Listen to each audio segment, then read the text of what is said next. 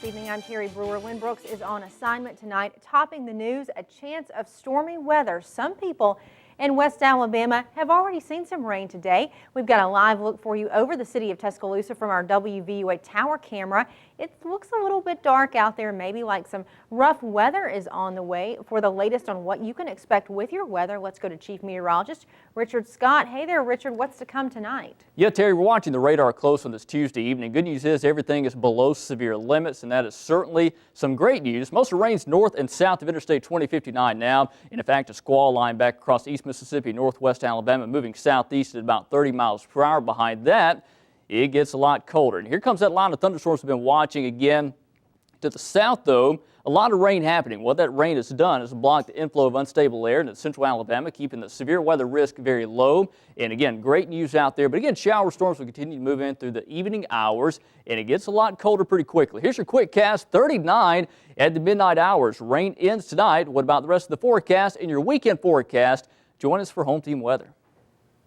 All right, thank you, Richard. This new year is bringing some changes for Tuscaloosa. Construction sites can be seen all over the downtown area, also on the Strip, mainly off University Boulevard, also the Riverwalk areas. WVUA spoke with John McConnell with the Tuscaloosa Planning and Development Department. He told us residents can expect to see a frozen yogurt company downtown, also the Pants Store, which now has locations in the Birmingham area, and a Jim and Nick's barbecue restaurant, just to name a few. McConnell says Tuscaloosa's growth over the past few years continues to benefit the city. All of these things combined with a lot of streetscaping improvements have given property owners a lot of incentive to begin reinvesting downtown. So it's working out pretty well, and we're seeing the fruits of the public infrastructure that has been placed so far. We'll have much more on the developments in downtown Tuscaloosa tonight on WVUA News at 6. Alabama State Treasurer paid a visit to Tuscaloosa today. Young Boozer was a guest at a luncheon hosted by the Chamber of Commerce of West Alabama and the Rotary Club of Tuscaloosa. Boozer was raised in Tuscaloosa and graduated from Tuscaloosa High School. WVUA spoke with Boozer about several issues facing the state this year, including the state's prepaid college tuition program, also known as PACT. Boozer says changes are coming to the program. Hear what he says coming up tonight at 6 o'clock. Now the latest on a cruise ship that wrecked off the Italian coast. 11 people have been confirmed dead. The Costa Concordia was carrying more than 4,200 people when it hit a reef near the Tuscan island. The ship's owner said the captain ran the vessel aground while making an unauthorized change on his course. Prosecutors are accusing the captain of abandoning his ship before all the passengers were evacuated. The captain says he stayed aboard until the ship was evacuated, but in a recording of his conversation with an Italian Coast Guard officer, the captain says he abandoned ship. Perché non tornano a bordo a vedere com'è la situazione e poi ce la riferiscono, grazie. Adesso non li mandi a bordo. Mandi una persona a bordo a coordinare. Ma io sto coordinando io le sto dando un ordine, comandante. Lei deve mandare qualcuno a bordo. Ma noi andando a bordo a coordinare, perché esatto, voi dovete andare a bordo a coordinare. And more than 20 people are still unaccounted for on that ship.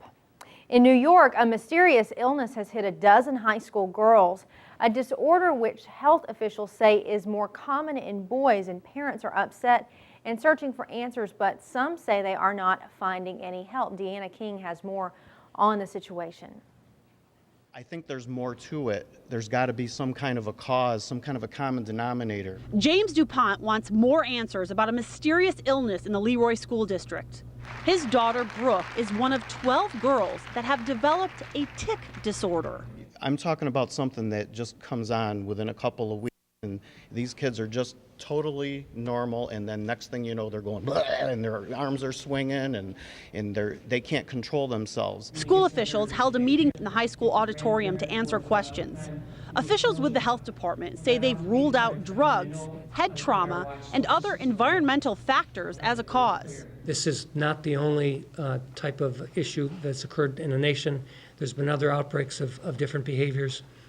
So this is not unique to Leroy, to Western New York. But many parents in the audience weren't satisfied with the little explanation they got. I don't know that I necessarily believe that, and I think I'd like to see the next step taken and have the CDC come in and do a little investigating. In the crowd sat one of the girls suffering from the disorder. Throughout the meeting, she seemed to have difficulty controlling her body. The girls have seen doctor after doctor and have had a number of tests done. The health department says they have a diagnosis, but because of federal health laws, they can't say what it is. DuPont says his daughter has missed school for a month and is being tutored at home, and she is not improving. We took our time, we did it right, we contacted the experts, as I said, from the CDC, from Columbia University that specialize in tics. We got the best minds focused in on this, and we're comfortable with what we've come up with. If my daughter had a diagnosis and I knew about it, and I would as her parent, I would tell you that. Because I'm not a doctor and I don't care about HIPAA. I care about getting these kids better.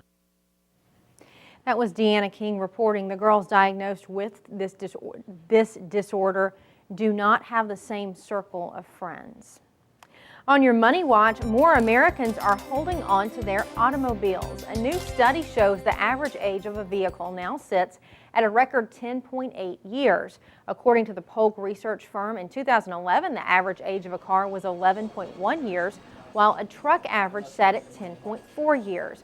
Researchers blame unemployment and the weak economy for the reason, but they say sales were up last year with car companies selling more than 12 million vehicles. These numbers compare to 2010 when the average vehicle was 10.6 years old.